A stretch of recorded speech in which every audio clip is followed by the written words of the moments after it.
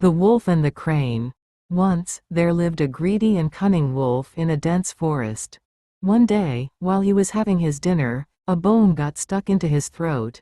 He tried hard to take it out, but couldn't succeed in his effort. The wolf began whining with pain.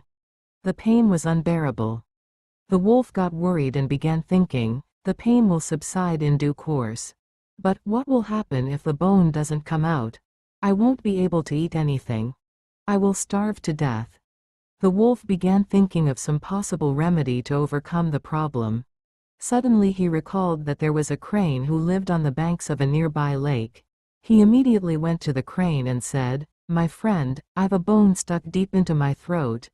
If you could please pull it out of my throat with your long beak, I shall pay you suitably for your help and remain ever grateful to you." The crane saw his pitiable condition and agreed to help him. He put him long beak, and in the process, half of his neck also, deep into the throat of the wolf and pulled the bone out. The wolf was very happy to have the bone pulled out of his throat.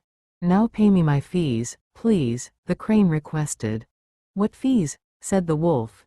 "You put your head into my mouth and I let it out safely. That's enough of my kindness.